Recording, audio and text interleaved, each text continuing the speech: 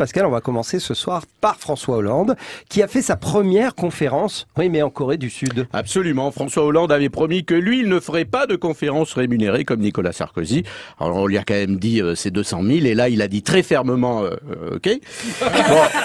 Bon, il faut être franc, il va reverser sans cachet à une fondation. C'est la fondation La France s'engage, qui est la fondation de François Hollande. Alors, voilà. C'est magique.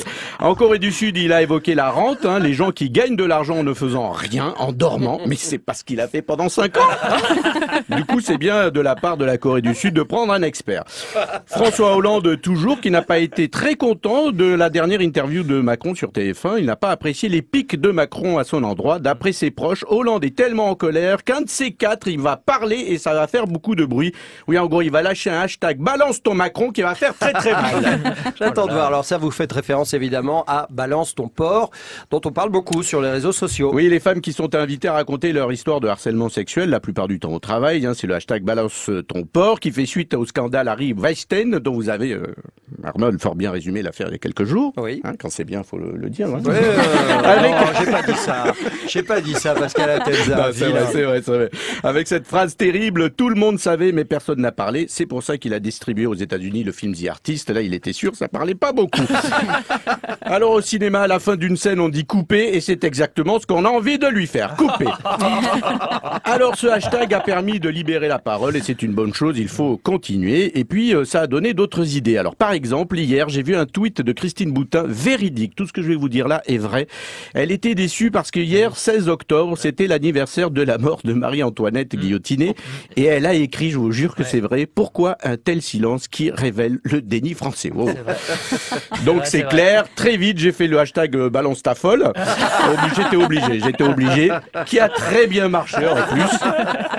Ce qui est dommage, c'est que j'aurais pu le faire il y a 15 jours, mais c'est ballot, ce hashtag n'existait pas encore pour Christine Angot. Alors ce matin, quand Martine Aubry s'est habillée, elle a envoyé sur les réseaux sociaux le hashtag balance ton styliste. Tu retombes sur les CD de Faudel, hop, hashtag balance tes chansons. À la poubelle, la marron, celle qui recycle pas, on sait jamais. Oh non. Après un sourire de Didier Deschamps, boum, hashtag balance ton dentiste. Assez logique que Jean-Luc Mélenchon a lancé le hashtag balance ton riche, Anne Hidalgo balance ta voiture, bref, les classiques. Mais il faut savoir que c'est Benoît Hamon qui l'avait fait avant tout le monde, il y a déjà 5 mois. Et oui, tout le monde lui disait hashtag balance ton programme, qui n'a pas été très suivi, faut bien le dire, mais qui s'est transformé en hashtag balance plus rien, on s'en fout. Et là, ça a été le succès. On n'oublie pas le hashtag balance ton pognon. Enfin non, je corrige, pardon, vous allez voir, c'est mieux. Hashtag balance notre pognon pour François Fillon. Ça marche aussi avec Sarkozy, Balkany, la liste est trop longue. Hashtag ils se reconnaîtront.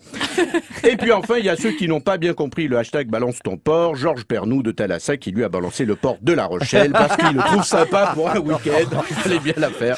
Voilà. Aujourd'hui, c'était hashtag balance ta chronique, hashtag merci, hashtag bonne soirée, hashtag à demain pour hashtag balance ton hashtag. Hashtag Pascal Atenza, Décap l'actu, c'est tous les soirs, 20h30. C'est également à suivre tout en images sur France Bleu. En couleur. Et en couleur, évidemment, francebleu.fr.